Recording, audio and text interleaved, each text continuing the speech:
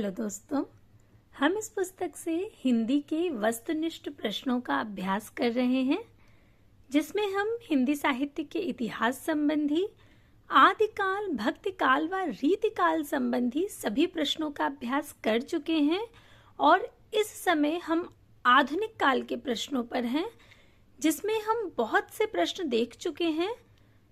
हमने प्रगतिवाद तक सारे प्रश्न देख लिए हैं और अब प्रयोगवाद के प्रश्नों की शुरुआत हो चुकी है। अगर आप लोगों ने अभी तक पिछले प्रश्नों का अभ्यास नहीं किया है तो आप प्लेलिस्ट के माध्यम से पिछले सभी प्रश्नों का अभ्यास करके अपनी तैयारी को बेहतर बना सकते हैं।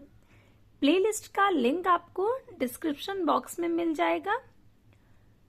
अभ्यास के दौरान हम ऐसा प्रयास करते हैं कि जो भी चीजें आपको याद कराई जा सकती हैं और ज्यादा से ज्यादा जो समझाई जा सकती हैं उन्हें समझाया जाए।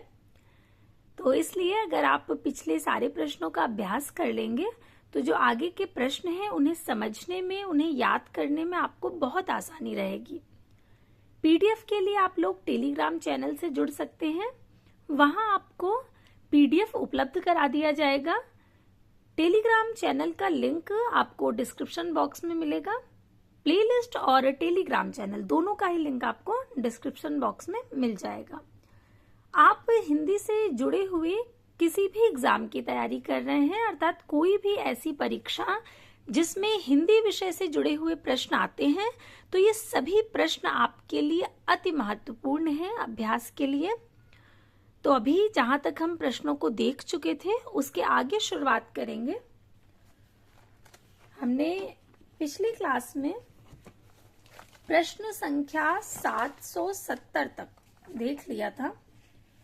आज हम उसके आगे प्रश्न देखेंगे। यहां तक हमने प्रश्न देख लिया था कि प्रयोगवाद के संबंध में कौन सा कथन असंगत है। अब इसके बाद जो प्रश्न है उसे देखते हैं। अगला प्रश्न है कि निम्नलिखित में तीसरा सप्तक के कवि हैं। यहाँ पे 5 कवियों के नाम दिए गए हैं और इसमें से पूछा गया है कि इनमें से तीसरा सप्तक के कवि कौन कौन हैं। आपको बताया था प्रयोगवाद की शुरुआत अज्ञे के तार सप्तक से होती है। अज्ञे ने 1943 ईस्वी में तार सप्तक प्रकाशित किया। उसके बाद 3 सप्तक और आए, दूसरा सप्तक, तीसरा सप्तक और चौथा सप्तक। इनके नाम के विषय में भी आपको बताया था कि आपको भ्रमित नहीं होना है। प्रथम सप्तक या पहला सप्तक नाम से कोई भी नहीं है। जो सबसे पहला तार सप्तक है उसे तार सप्तक ही कहते हैं, न कि पहला सप्तक। तो सबसे पहले जो है उसके वो है तार सप्तक, उसके बाद है दूसरा सप्तक, फिर है तीसरा सप्तक और फिर है चौथा सप्तक। तो यहाँ पे जो तीसरा सप्तक है इसके कवि पूछे गए हैं। सप्तक में अज्ञे 7 कवियों को स्थान देते थे, उनकी रचनाओं को स्थान देते थे। तो जो तीसरा सप्तक है उसमें कौन कौन से कवि थे तो देख लेते हैं एक बार कि तीसरा सप्तक के कवि कौन कौन हैं। तो सबसे पहले सर्वेश्वर दयाल सक्सेना, मदन वात्स्यायन, विजयदेव नारायण शाही, प्रयाग नारायण त्रिपाठी, केदारनाथ सिंह, कुंवर नारायण व कीर्ति चौधरी। ये 7 कवि जो हैं ये तीसरा सप्तक में आते हैं, तीसरा सप्तक के कवि हैं। तो इनमें से अब देखते हैं कि नाम कौन कौन से हैं। तो मदन वात्स्यायन भी हैं, कुंवर नारायण भी हैं और कीर्ति चौधरी भी हैं। आप ध्यान दीजिएगा कि तीसरा सप्तक के जो अंतिम 3 कवि हैं, तीनों के ही नाम क वर्ण से शुरू हो रहे हैं। क वर्ण से उनकी शुरुआत हो रही है। सबसे पहले केदारनाथ सिंह, दूसरे कुंवर नारायण, वो भी क वर्ण से, कीर्ति चौधरी वे भी क वर्ण से। तो ये 3 में से 2 नाम तो यहाँ पर देखिए आ ही रहे हैं, कुंवर नारायण और कीर्ति चौधरी। इसके अतिरिक्त मदन वात्स्यायन जो कि दूसरे नंबर पर आते हैं। सर्वेश्वर दयाल सक्सेना के तुरंत बाद मदन वात्स्यायन का नाम दिया गया है, तो मदन वात्स्यायन है। इसके अतिरिक्त जो स्वदेश भारती और शकुंत माथुर हैं ये तीसरे सप्तक के कवि नहीं हैं। ये तीनों नाम तीसरे सप्तक के कवियों के हैं, अर्थात आ, सा और दा। तो जिस विकल्प में आ, सा और दा होगा वो विकल्प सही होगा, अर्थात विकल्प डी बिल्कुल सही होगा क्योंकि उसमें आ, सा और दा दिए गए हैं। तार सप्तक एक काव्य संग्रह है। अज्ञे द्वारा 1943 ईस्वी में 7 कवियों का एक मंडल बनाकर तार सप्तक का संकलन और संपादन किया गया? सबसे पहले 1943 ईस्वी में 7 कवियों का उन्होंने मंडल बनाया और उसका संकलन करके संपादन किया। और इसी क्रम में अज्ञे ने दूसरा सप्तक 1951 ईस्वी में निकाला, तीसरा सप्तक उन्होंने 1959 में, और चौथा जो सप्तक आया वो 1979 में। इस तरह से 4 सप्तक उन्होंने संपादित किए। तो ध्यान रखिएगा। और जो चारों सप्तक हैं, उन चारों सप्तक के जो कवि हैं वो भी आपको क्रम से बिल्कुल याद होने चाहिए, क्योंकि इनसे प्रश्न बहुत पूछा जाता है। हर सप्तक के कवि से प्रश्न आते हैं कि जैसे कोई एक कवि का नाम दे देते हैं और पूछते हैं कि ये किस सप्तक के कवि हैं, या चौथे सप्तक के कवि कौन नहीं है। इस तरह से भी प्रश्न बनते हैं। अगला प्रश्न है कि अज्ञे की काव्य रचना के संबंध में कौन सा कथन सही नहीं है? तो पहला है, इन्होंने छायावादी कविताओं से अपनी काव्य यात्रा प्रारंभ की। तो ये सही है, छायावादी कविताओं से ही उन्होंने शुरुआत की थी। तार सप्तक द्वारा उनकी नई काव्य धारा प्रारंभ होती है। तो ये भी सही है, तार सप्तक से उन्होंने जो काव्य यात्रा प्रारंभ करी वो है प्रयोगवाद की, क्योंकि तार सप्तक से प्रयोगवाद का आरंभ माना जाता है। प्रयोगवादी धारा के कवियों में उनका स्वर सबसे अधिक वैविध्यपूर्ण है, ये भी सही है। अगला है, संवेदनाएं सर्वत्र उनकी बौद्धिकता को नियंत्रित रखती हैं। तो ऐसा नहीं है कि संवेदनाएं उनकी बौद्धिकता को नियंत्रित रखती हों, ये गलत है। चूंकि ये गलत है, इसीलिए ये प्रश्न, ये जो विकल्प है वो बिल्कुल सही होगा। यहाँ पे यही पूछा गया है कि कौन सा सही नहीं है। अज्ञे जी ने तार सप्तक नाम से 7 प्रयोगवादी कवियों का एक काव्य संकलन प्रकाशित किया। तार सप्तक की भूमिका ही प्रयोगवादी आंदोलन का घोषणा पत्र सिद्ध हुआ। प्रयोगवादी धारा के कवियों में उनका स्वर सबसे अधिक वैविध्यपूर्ण है। अज्ञे के उदाहरण में प्रतीकात्मकता का कसाव या संगठन मिलता है। तो अब अगला प्रश्न देखते हैं। अगला जो प्रश्न है उसमें कुछ पंक्तियां दी गई हैं, ये और इन पंक्तियों के रचनाकार कौन है ये पूछा गया है। तो सबसे पहले हम पंक्तियों को देखते हैं। पंक्तियां हैं, दुख सबको मांझता है और चाहे स्वयं सबको मुक्त देना वह न जाने, किंतु जिनको मांझता है उन्हें यह सीख देता है कि सबको मुक्त रखें। ये बहुत प्रसिद्ध ये पंक्तियां हैं कविता की अज्ञे की। यज्ञ की बहुत प्रसिद्ध पंक्तियां हैं कि दुख सबको मांझता है। ये बहुत बार पूछी गई हैं। ये देखिए, असिस्टेंट प्रोफेसर की परीक्षा हो या टीजीटी पीजीटी की परीक्षा हो, इसमें पूछी गई पंक्ति है, अज्ञे की पंक्ति है। तो ध्यान रखिएगा कि दुख सबको मांझता है पंक्ति किसकी है? अज्ञे की। कई बार केवल इतनी ही पंक्ति आती है कि दुख सबको मांझता है पंक्ति किसकी है, तो ध्यान रखिएगा अज्ञे की पंक्ति है। अन्य जो विकल्प हैं वे हैं धर्मवीर भारती, गजानन माधव मुक्तिबोध व शमशेर बहादुर सिंह। अज्ञे जी का जन्म 7 मार्च 1911 ईस्वी में हुआ था और 4 अप्रैल 1987 ईस्वी में इनका निधन हुआ। अज्ञे की जो रचनाएं हैं वे हैं भग्नदूत, चिंता, इत्यलम। ये बहुत महत्वपूर्ण जो 3 रचनाएं मात्र दी गई हैं यहाँ पर। वैसे अज्ञे की बहुत सी रचनाएं हैं। धर्मवीर भारती का ठंडा लोहा, 7 गीत वर्ष व आद्यंत। गजानन माधव मुक्तिबोध का चांद का मुंह टेढ़ा है और भूरी भूरी खाक धूली, ये दोनों ही इनके कविता संग्रह हैं। और चांद का मुंह टेढ़ा जो कि 1964 ईस्वी में प्रकाशित हुआ था, इसमें इनकी बहुत महत्वपूर्ण कविता ब्रह्म राक्षस, अंधेरे में, जो बहुत महत्वपूर्ण कविताएं हैं वे सभी चांद का मुंह टेढ़ा है में संकलित हैं। शमशेर बहादुर सिंह की कविताएं हैं, कुछ कविताएं, चुका भी हूं नहीं मैं, सुकून की तलाश में, काल तुमसे होड़ है मेरी, ये सारी हैं शमशेर बहादुर सिंह की। इसके बाद अगला प्रश्न है कि 7 गीत वर्ष किसका काव्य संग्रह है? महादेवी वर्मा का, गिरजा कुमार माथुर का, धर्मवीर भारती का या जानकी वल्लभ शास्त्री का? तो विकल्प बी बिल्कुल सही होगा, धर्मवीर भारती का। जो 7 गीत वर्ष काव्य संग्रह है ये धर्मवीर भारती जी का है। इस संग्रह में प्रमथ्यु गाथा लंबी कविता है। धर्मवीर भारती प्रणयानुभूति के कवि हैं। इनकी जो अन्य रचनाएं हैं वे हैं ठंडा लोहा, 7 गीत वर्ष, अंधा युग जो कि एक गीत नाट्य है। ये अंधा युग बहुत से पाठ्यक्रम में लगा हुआ मिलता है। बहुत सी ऐसी परीक्षाएं होती हैं जिनके पाठ्यक्रम में ये अंधा युग जो गीत नाट्य है वो लगाया जाता है। कनुप्रिया जो कि इनका खंड काव्य है, सपना अभी भी, देशांतर और मेरी वाणी, गैरिक वसना, ये सब रचनाएं धर्मवीर भारती जी की हैं। महादेवी वर्मा की जो प्रमुख रचनाएं हैं वे हैं निहार, रश्मि। नीरजा, सांध्य गीत, यामा, सप्तपर्णा आदि। गिरजा कुमार माथुर की काव्य रचनाएं हैं मंजीर, नाश और निर्माण, धूप के धान, शिलापंख, चमकीले आदि। अगला प्रश्न लेते हैं। अगला प्रश्न है कि खुशबू के शिलालेख कविता किस रचनाकार की है? भवानी प्रसाद मिश्र की, रघुवीर सहाय की, भारत भूषण अग्रवाल की या सर्वेश्वर दयाल सक्सेना की? तो खुशबू के शिलालेख जो है वो भवानी प्रसाद मिश्र जी की रचना है। बहुत महत्वपूर्ण रचना है, बार बार पूछा गया प्रश्न है, ये बहुत बार पूछा जाता है। देखिए ये डीएसएसबी, टीजीटी में भी पूछा गया है। इसके अतिरिक्त भी ये प्रश्न बहुत सी परीक्षाओं में पूछा जाता है। इसको आप ऐसे याद रख सकते हैं कि खुशबू का जो शिलालेख है, यानी ऐसा शिलालेख जो कि खुशबू देता है, इस तरह से आप याद रखने के लिए आप इसको इस तरह से याद रख सकते हैं। वो कहाँ है? भवानी जी के पास है।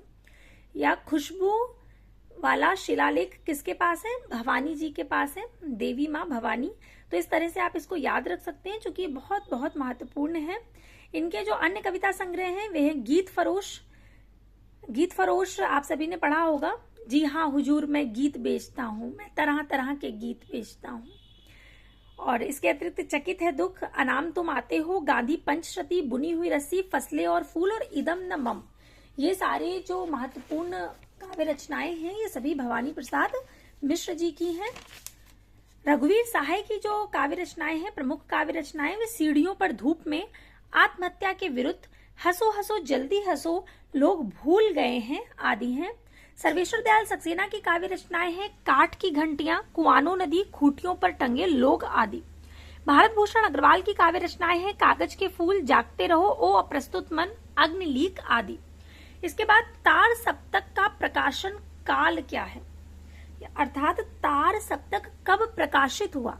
अभी जब हमने क्लास शुरू की थी तब आपको बताया था कि अग्गे ने 4 सप्तक प्रकाशित किए, जिसमें जो सबसे पहला है वो तार सप्तक कहलाता है। तार सप्तक नाम है उसका, और यहीं से प्रयोगवाद की शुरुआत मानी जाती है। ये तार सप्तक प्रकाशित हुआ था 1943 ईस्वी में। 1943 ये नंबर बिल्कुल आप याद रख लीजिए। तार सप्तक का प्रकाशन काल है ये। आप खुद देख सकते हैं कि ये प्रश्न कितना महत्वपूर्ण है। UP PGT, UK PSC lecture, DSSB TGT हो, झारखंड हो, मध्य प्रदेश का असिस्टेंट प्रोफेसर हो की परीक्षा हो, या यूपी टीजीटी हो, या कहीं के भी डिग्री कॉलेज आप देख रहे हैं छत्तीसगढ़ इत्यादि के, सभी जगह पूछा गया प्रश्न है। बहुत महत्वपूर्ण प्रश्न है कि तार सप्तक का प्रकाशन काल क्या है? तो 1943 ईस्वी। तार सप्तक का प्रकाशन वर्ष 1943 ईस्वी है। तार सप्तक का संकलन और संपादन अग्गे द्वारा किया गया। तार सप्तक के 7 कवियों के नाम हैं गजानन माधव मुक्तिबोध, नेमी चंद्र जैन, भारत भूषण अग्रवाल, प्रभाकर माचवे, गिरजा कुमार माथुर, रामविलास शर्मा व अग्गे। अग्गे ने तार सप्तक की भूमिका में प्रयोगवादी कवियों को राहों का अन्वेषी कहा है। बहुत महत्वपूर्ण प्रश्न है, पूछा जाता है कि राहों का अन्वेषी किसे कहा गया है? तो राहों का अन्वेषी अग्गे ने जो प्रयोगवादी कवि हैं उन्हें कहा है राहों का अन्वेषी। कहां पर कहा है? तो तार सप्तक की भूमिका में अग्गे द्वारा ये बात कही गई है कि जो प्रयोगवादी कवि हैं वे राहों के अन्वेषी हैं। अग्गे ने दूसरा सप्तक की भूमिका में लिखा कि प्रयोग अपने आप में इष्ट नहीं वरन साधन है और दोहरा साधन है।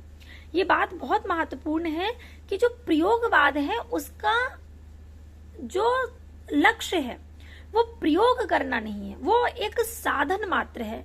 जब ये आता है कि प्रयोगवाद और प्रपत्तवाद जो है उसमें अंतर क्या है, तो मुख्य अंतर यही है कि जो प्रयोगवाद है उसका लक्ष्य नहीं है कि उसे प्रयोग करना है, उसने प्रयोग को मात्र साधन रूप में स्वीकार किया है। जबकि जो प्रपत्तवाद या नकेनवाद है उसमें क्या है कि प्रयोग ही उनका लक्ष्य है, प्रयोग ही उनका साध्य है, न कि साधन है। तो इस चीज को ध्यान रखिएगा।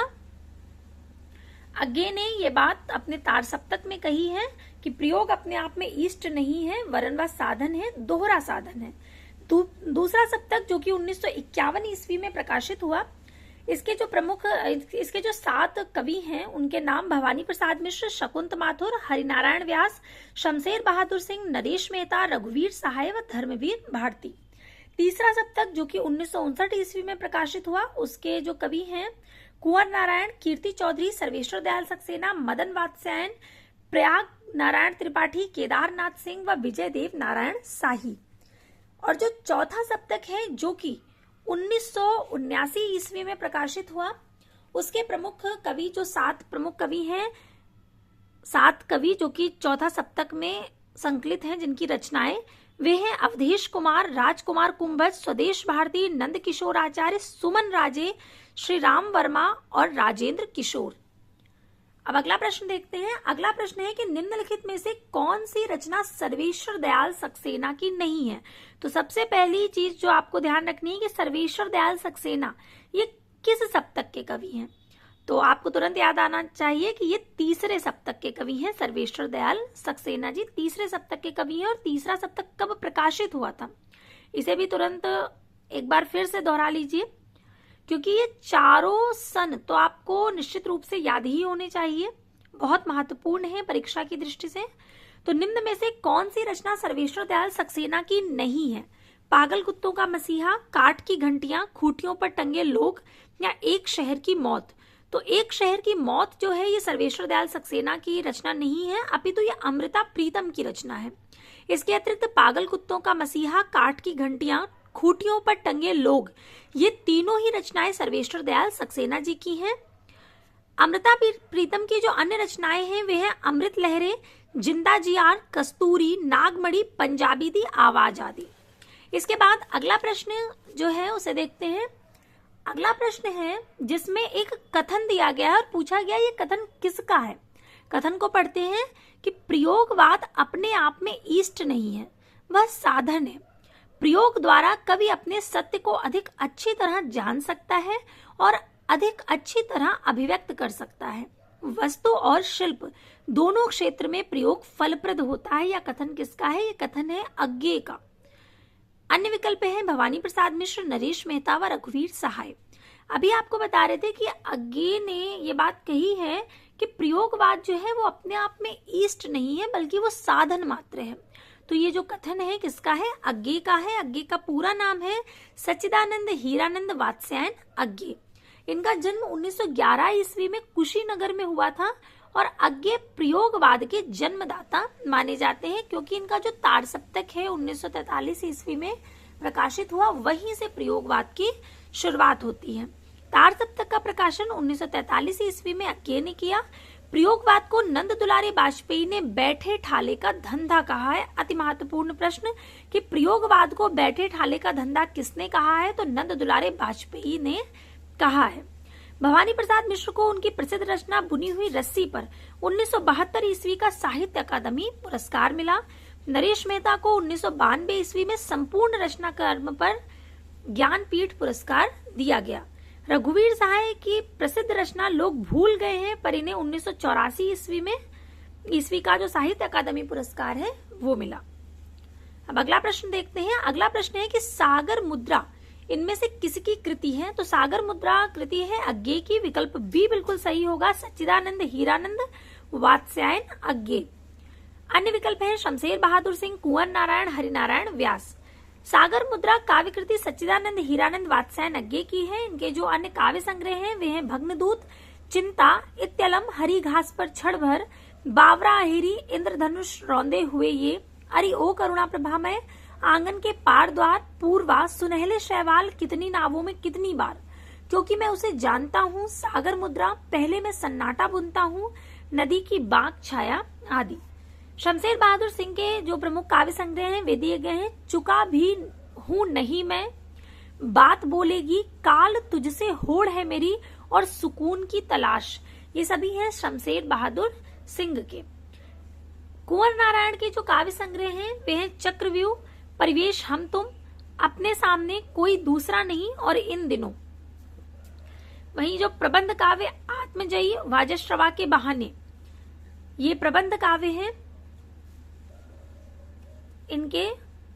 और इसके बाद हरिनारायण व्यास की जो रचनाएं दी गई हैं, मृग और तृष्णा, त्रिकोण पर सूर्योदय, बरगद के चिकने पत्ते व आउटर पर रुकी ट्रेन, ये भी सब बहुत प्रसिद्ध हैं। पूछे गए हैं कि त्रिकोण पर सूर्योदय किसकी रचना है। ये बहुत सी परीक्षाओं में पूछा जाता है कि त्रिकोण पर सूर्योदय किसकी है? तो ध्यान रखिएगा किसकी है? हरिनारायण व्यास की।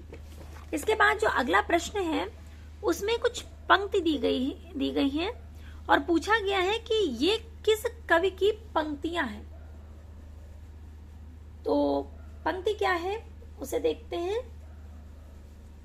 पंक्ति है कि मैं रथ का टूटा पहिया हूं लेकिन मुझे फेंको मत। मैं रथ का टूटा पहिया हूं लेकिन मुझे फेंको मत, क्या जाने कब इस दुरूह चक्रव्यूह में अक्षौणी सेनाओं को चुनौती देता हुआ कोई दुस्साहसी अभिमन्यु आकर घिर जाए। तो ये रथ का टूटा पहिया हूं, ये पंक्ति है धर्मवीर भारती की। विकल्प ए बिल्कुल सही होगा। अन्य विकल्प है कुंवर नारायण, नरेश मेहता व सर्वेश्वर दयाल सक्सेना। ये पंक्तियां धर्मवीर भारती की हैं। धर्मवीर भारती की जो रचनाएं हैं वे हैं ठंडा लोहा, अंधा युग, तनुप्रिया, 7 गीत वर्ष व देशांतर। इसके बाद अगला प्रश्न है कि इनमें से किस कृति की रचना का आधार कठोपनिषद है? अंधा युग, महाप्रस्थान, आत्मजयी, आर्यावर्त। तो जो कुंवर नारायण का आत्मजयी है उसमें जो उन्होंने नचिकेता का प्रसंग लिया है वो कठोपनिषद से लिया है, इसलिए विकल्प बी बिल्कुल सही होगा। कुंवर नारायण कृत आत्मजयी का आधार कठोपनिषद है, जबकि धर्मवीर भारती की कृति अंधा युग का संबंध महाभारत के अवसान के बाद की स्थिति से है। धर्मवीर भारती की अन्य रचनाएं गुल की बन्नू, सावित्री नंबर 2, मरीज नंबर 7 या मेरे लिए नहीं आदि। महाप्रस्थान नरेश मेहता कृत खंड काव्य है और नरेश मेहता की जो अन्य रचनाएं हैं वे हैं संशय की एक रात, शबरी, प्रार्थना पुरुष आदि। जबकि आर्यावर्त जो है वो मोहनलाल महतो वियोगीकृत है। अगला प्रश्न देखते हैं कि इनमें से किस कृति की रचना का आधार कठोपनिषद है। तो अभी अभी हमने देखा कि जो आत्मजयी है कुंवर नारायण का, उसमें उन्होंने कठोपनिषद से प्रसंग लिया है नचिकेता का। आत्मजयी कृति की रचना का आधार कठोपनिषद है। आत्मजयी के लेखक हैं कुंवर नारायण। आत्मजयी प्रबंध काव्य है। कुंवर नारायण की रचना है चक्रव्यूह, परिवेश, हम तुम, अपने सामने कोई दूसरा नहीं, इन दिनों वाजश्रवा के बहाने, ये इनके प्रबंध काव्य हैं। अब अगला प्रश्न है जिसमें एक कविता से प्रश्न पूछा गया है और ये जो कविता यहाँ पर दी गई है जिससे प्रश्न पूछा गया है, इसके पहले वाली जो क्लास थी, पिछली क्लास, उसमें इस कविता के विषय में आपको बताया था और विस्तार से इस कविता के जो अंश हैं वो भी आपको पढ़कर सुनाए थे। कलगी बाजरे की में सृष्टि के ऐश्वर्य और औदार्य के विस्तार का प्रतीक बाजरे की कलगी के अलावा और किसे माना गया है? तो ये जो कविता है कलगी बाजरे की, ये आगे की कविता है। सबसे पहली बात, जहां से इसकी शुरुआत होती है कलगी बाजरे की कविता की, तो उसमें जो पहली पंक्ति है वो इसी तरह से शुरू होती है कि हरी बिछली घास दौलती कलगी छरहरी बाजरे की। तो शुरुआत कहां से हो रही है? हरी बिछली घास से।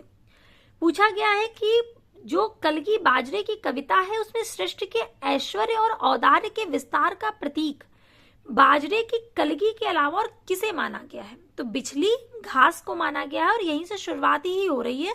विकल्प ए बिल्कुल सही होगा, बिछली घास। अन्य विकल्प हैं जूही का फूल, नभ की अकेली तारिका, टटकी कली चंपे की और निहार न्याही कुई। कलगी बाजरे की में सृष्टि के ऐश्वर्य और औदार्य के विस्तार का प्रतीक बाजरे की कलगी के अलावा बिछली घास को माना गया है। कलगी बाजरे की कविता के रचनाकार सच्चिदानंद हीरानंद वात्स्यायन अज्ञे हैं और अज्ञे ने तार सप्तक का संपादन और प्रकाशन किया। अभी हम लोग चर्चा कर चुके हैं और विस्तार से देख चुके हैं कि उन्होंने 4 सप्तक प्रकाशित किए। सबसे पहले तार सप्तक, फिर दूसरा सप्तक, तीसरा सप्तक और चौथा सप्तक, और इनके प्रकाशन वर्ष देखे और उनके जो कवि हैं 7 कवि जो कि हर सप्तक के हैं उनके नाम भी देखे हमने। तो अज्ञे ने तार सप्तक का संपादन और प्रकाशन किया। अज्ञे को प्रयोगवाद तथा नई कविता का शलाका पुरुष कहा जाता है। इस बारे में भी हम लोग चर्चा कर चुके हैं कि हर जो युग ये वाद है, जो काव्यधारा है, उसका शलाका पुरुष है अलग अलग। जैसे छायावाद के शलाका पुरुष कहे जाते हैं सूर्यकांत त्रिपाठी निराला, प्रगतिवाद के शलाका पुरुष कहे जाते हैं नागार्जुन, और प्रयोगवाद के शलाका पुरुष हैं अज्ञे। तो ये शलाका पुरुष से भी बहुत प्रश्न पूछा जाता है, ध्यान रखिएगा। इस तरह से प्रश्न आता है कि प्रयोगवाद के शलाका पुरुष कौन है, या प्रगतिवाद का शलाका पुरुष किसे कहा जाता है। तो ध्यान रखिएगा, इनकी जो प्रमुख इनके अन्य काव्य संग्रह हैं भग्नदूत, चिंता, इत्यलम, हरी घास पर क्षण भर, आंगन के पार द्वार, असाध्य वीणा, साप, नदी के द्वीप या द्वीप अकेला आदि। इसके बाद अगला प्रश्न है कि प्रपत्तिवाद किसका पर्याय है। तो जो प्रपत्तिवाद है वो पर्याय है नकेनवाद का। विकल्प बी बिल्कुल सही होगा। अन्य विकल्प है नई कविता, अकविता व प्रयोगवाद। प्रपत्तिवाद जो कि 1956 ईस्वी में आया, इसे नकेनवाद भी कहते हैं। प्रपत्तिवाद का प्रवर्तन नलिन विलोचन शर्मा ने किया।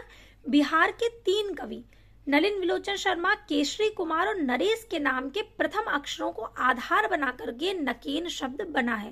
पहले ना से आशय है नलिन विलोचन शर्मा, के से आशय है केसरी कुमार और न से आशय है नरेश। इसमें बहुत बार हम लोग भ्रमित हो जाते हैं कि नरेश मेहता तो नहीं है, और जब विकल्प में नरेश मेहता होता है तो नरेश मेहता लगा देते हैं। तो ध्यान रखिएगा कि जो नकेन के 3 कवि हैं उसमें जो ना है अंतिम वर्ण ना, उसका आशय नरेश मेहता नहीं है, अपितु केवल नरेश नाम के कवि जो कि बिहार से हैं उनका नाम यहाँ पर है।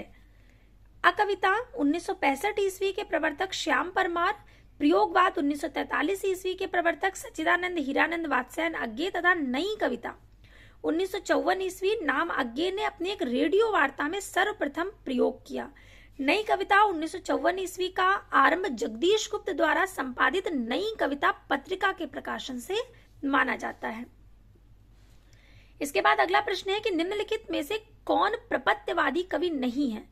नलिन विलोचन शर्मा, नरेश, केसरी कुमार या गिरजा कुमार माथुर। तो अभी हमने देखा कि प्रपत्तिवाद या नकेनवाद एक ही बात है। तो नकेनवाद के जो 3 कवि हैं जिनके नाम से ये नकेन शब्द बना, जिनके नाम के प्रथम वर्ण लेकर, प्रथम अक्षर लेकर नकेन शब्द गढ़ा गया, तो उनमें ये तीनों ही नाम आते हैं, लेकिन गिरजा कुमार माथुर का नाम नहीं आता है, इसलिए विकल्प डी बिल्कुल सही होगा।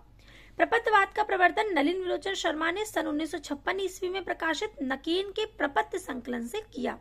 प्रपत्तिवाद को नकेनवाद भी कहा जाता है क्योंकि इसमें बिहार के 3 कवि नलिन विलोचन शर्मा, केसरी कुमार और नरेश के नाम के प्रथम अक्षरों को आधार मानकर नकेन बनता है। प्रपत्तिवाद और प्रयोगवाद में मूल अंतर है कि प्रपत्तिवाद प्रयोग को साध्य मानता है, जबकि प्रयोगवाद प्रयोग को साधन मानता है। इसके बारे में अभी हम लोग चर्चा कर चुके हैं और ये बहुत महत्वपूर्ण है। ये बात बहुत बार पूछी जाती है, इससे प्रश्न आते हैं, ध्यान रखिएगा। एक है नकेनवाद या प्रपत्तिवाद और दूसरा प्रयोगवाद, दूसरा है प्रयोगवाद। तो जो नकेनवाद है इसका लक्ष्य क्या है, ये मान लीजिए लक्ष्य है और इसे पहुंचना है प्रयोग तक, अर्थात इसकी जो कविताएं हैं, इसका जो काव्य है, उसका ये लक्ष्य ही है, उसका ये साध्य है कि उसको प्रयोग करना है। क्या है? साध्य। और जो प्रयोगवाद है वो साधन के रूप में प्रयोग को इस्तेमाल करता है। उसने प्रयोग का इस्तेमाल किया लेकिन साधन के रूप में, उसका जो लक्ष्य है वो प्रयोग नहीं है।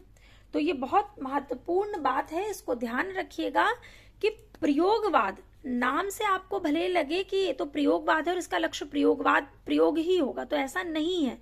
प्रयोगवाद का लक्ष्य प्रयोग नहीं है, इसका साध्य प्रयोग नहीं है, ये केवल साधन मात्र है प्रयोग। जबकि नकेनवाद का जो साध्य है वही प्रयोग है, साधन नहीं है।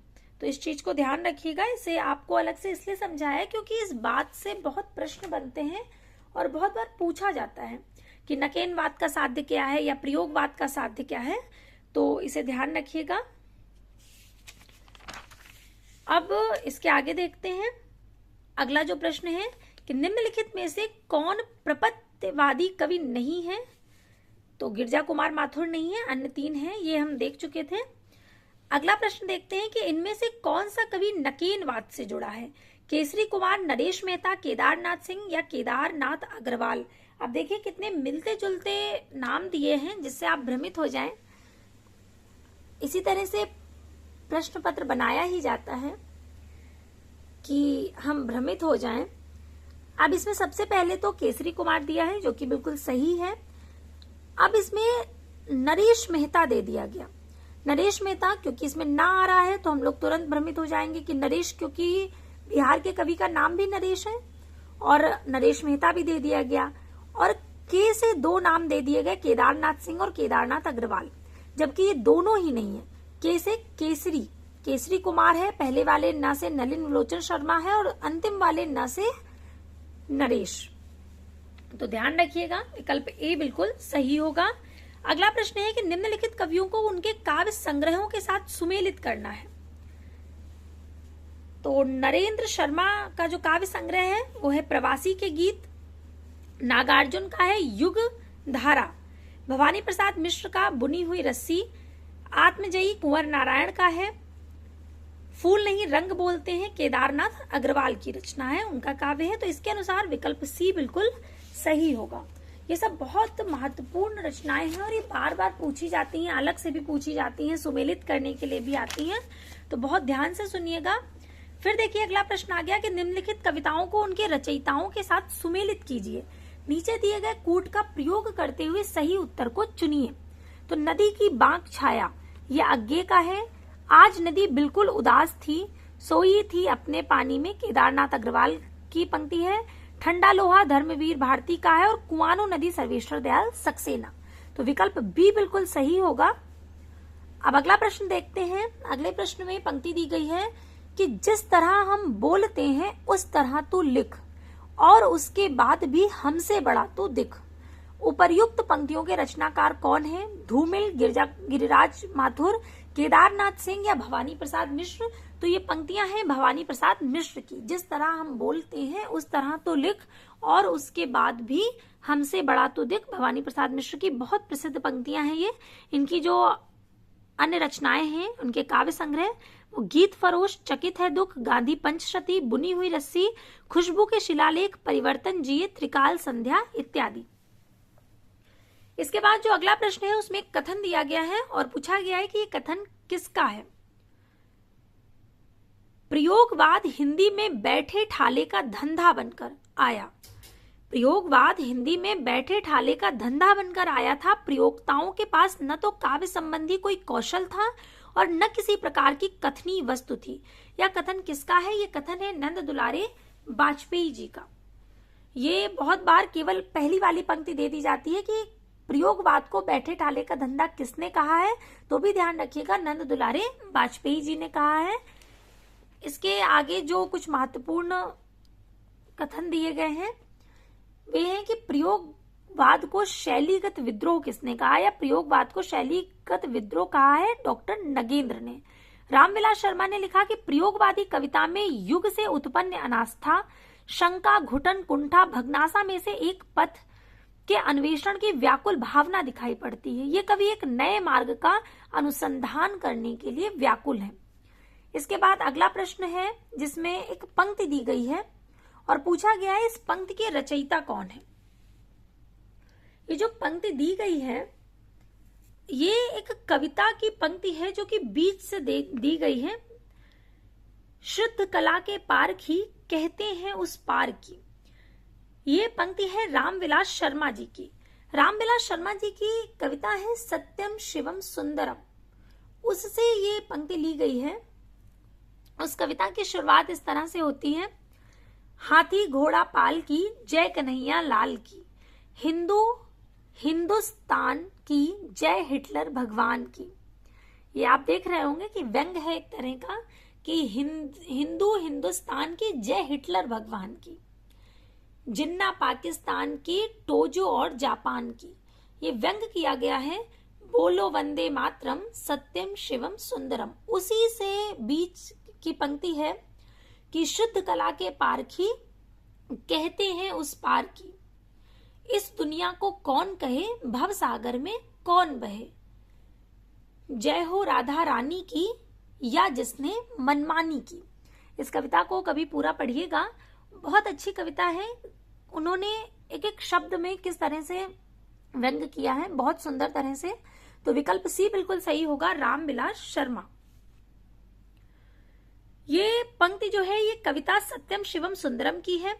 सत्यम शिवम सुंदरम कविता तार सप्तक में संकलित है, जिसका संपादन अज्ञे ने किया है।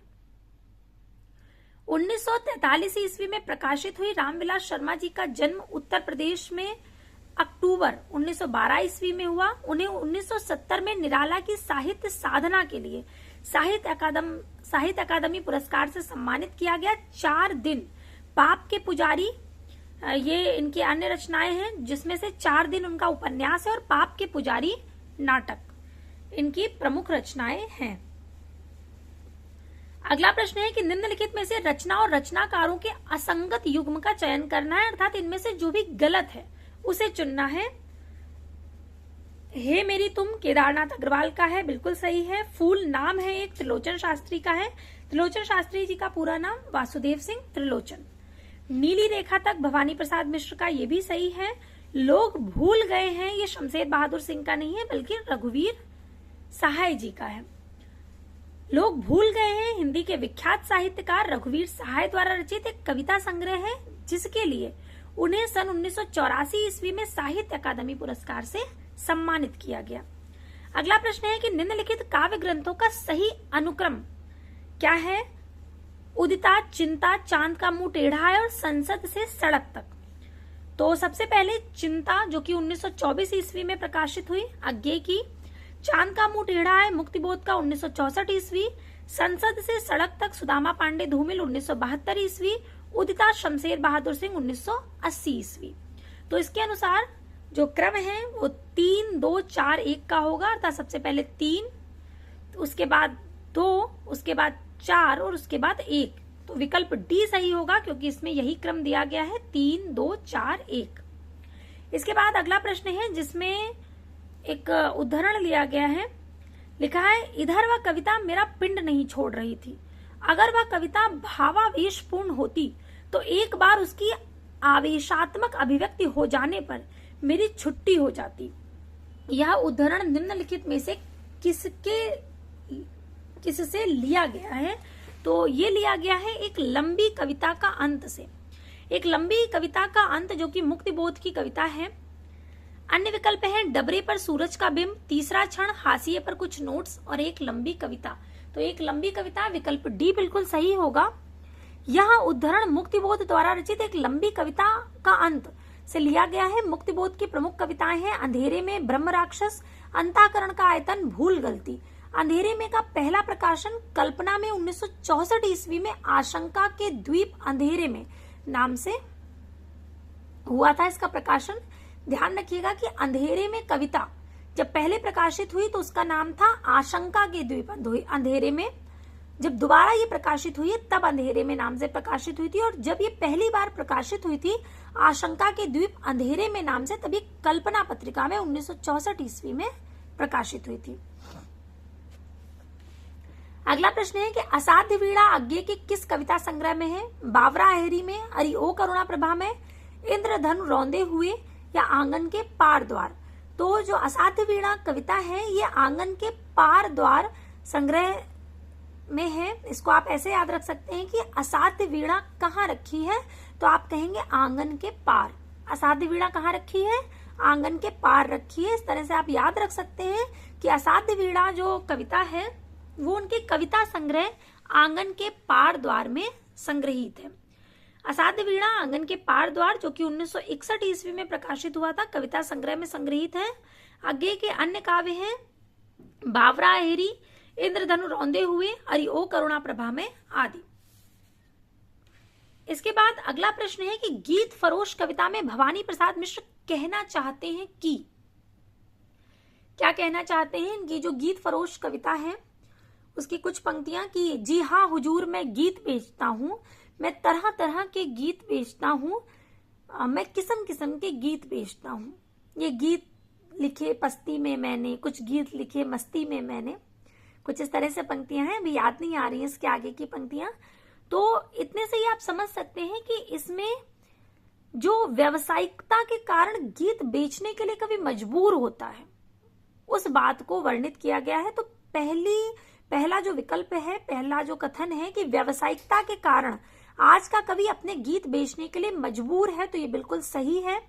दूसरा है आज का कवि ग्राहक की मर्जी के अनुसार गीत लिखने के लिए अभिशप्त है, क्योंकि इस कविता में एक स्थान पे वो ये बात कहते हैं कि मेरे पास इतने सारे गीत हैं और यदि इनमें से भी आपको कोई पसंद नहीं आ रहा है तो परेशान होने की आवश्यकता नहीं है, मेरे पास कागज और कलम है, मैं अभी आपके लिए नया गीत लिख दूंगा।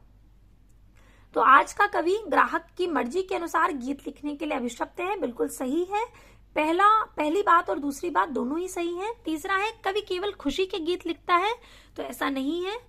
जब आप ये कविता पढ़ेंगे तो आप देखेंगे कि उन्होंने खुद कहा है और शुरुआत में ही कह रहे हैं कि मैं तरह तरह के गीत बेचता हूं, मैं किस्म किस्म के गीत बेचता हूं, अर्थात हर तरह के गीत उन्होंने लिखे हैं, केवल खुशी के गीत ही नहीं है।